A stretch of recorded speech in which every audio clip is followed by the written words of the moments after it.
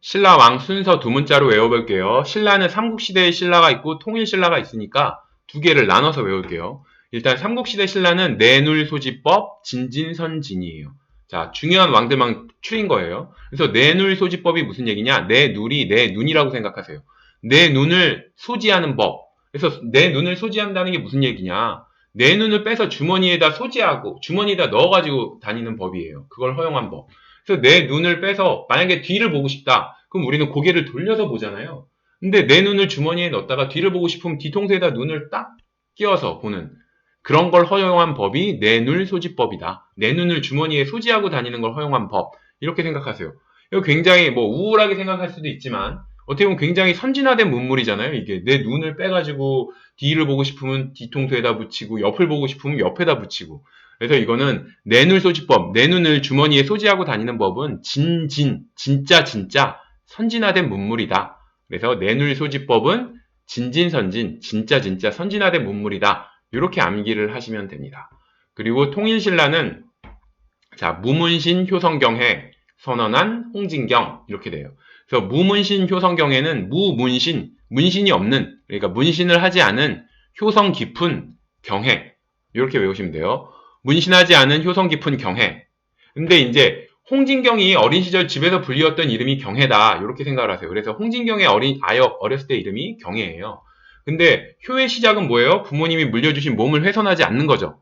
그래서 홍진경은 효성이 깊었으니까 문신하지 않은 효성 깊은 이 경해가 그래서 이게 무문신 효성 경해, 문신하지 않은 효성 깊은 경해가 나이 들어서 문신하고 타락을 하게 돼요. 그래서 홍진경이 무문신 효성 경해가 되겠다. 문신하지 않은 효성 깊은 어린 시절의 그 경해로 다시 돌아가겠다. 그래서 무문신 효성 경해가 되겠다고 선언한 홍진경 이렇게 되는 거죠.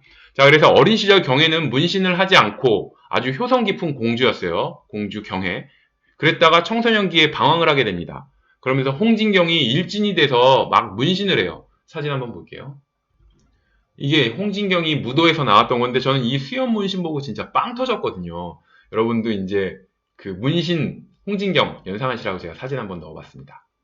그래서 홍진경이 일진이 돼서 문신을 했다가 갑자기 착하게 살아야겠다 문득 깨달음을 얻은 거예요. 그래서 어린 시절 무문신 효성경해 문신하지 않은 효성 깊은 경해로 다시 돌아가겠다 선언한 홍진경 이렇게 해서 무문신 효성경해가 되겠다 선언한 홍진경 이렇게 되면 이건 통일신라 왕 다 한 거예요. 자, 삼국시대부터 다시 볼게요. 삼국시대 내 눈을 소지하고 다니는 법이 진짜 선진 문물이다.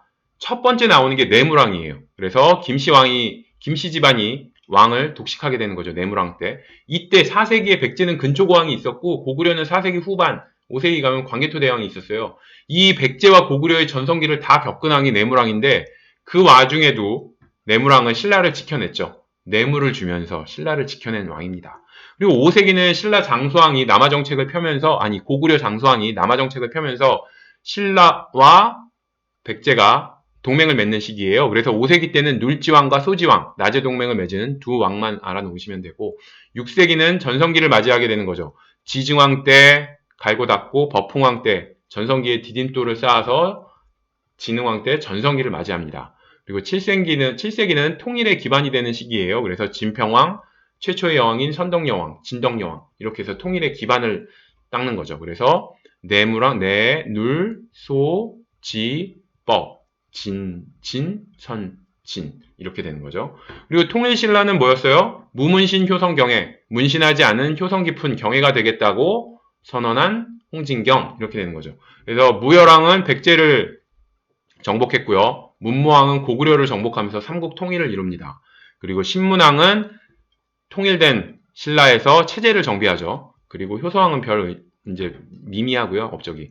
그리고 성도왕 때는 정전을 지급하면서 굉장히 전성기를 이루는 거죠. 신라 중대. 그리고 경덕왕 때 다시 노급이 부활하면서 귀족에게 왕권이 약간 밀리는 뉘앙스를 받고 해공왕이 되면 이때부터 신하들이 막 그 구륙 각간의 난 등 다양한 난을 일으키게 됩니다. 그러면서 해공왕 때가 무열계의 마지막, 무열왕에서 시작된 중대의 전성기가 끝나가는 거고 해공왕 때 무열계의 마지막 왕이고 선덕왕부터는 다시 내무랑 반계가 왕을 시작해요. 그래서 선덕왕, 원성왕, 그리고 9세기에는 헌덕왕, 흥덕왕이 있고 제가 무문신 효성경에 선언한 흥진경 여기서 흥덕왕이 장보고를 발탁한 왕이거든요. 근데 이 장보고랑 할 때 요거는 의미 있는 왕은 아니에요. 근데 왕 이름은 알아두십사 해서 뭐 민해왕 이제 장보고가 쳐낸 왕이고 신무왕이 장보고가 왕으로 앉힌 왕이고 문성왕은 장보고를 쫓아낸 죽인 왕이죠. 요 세 개 왕은 두 문자에 넣지는 않았어요. 근데 요거는 흥덕왕 할 때 같이 왕들 이름은 같이 공부할 거예요. 근데 의미 있는 왕은 아니다. 그래서 흥덕왕 그 다음에 하락기로 가는 진성여왕 10세기의 경혜왕 경순왕 때 결국 신라가 멸망하게 된다. 이렇게 알아두세요.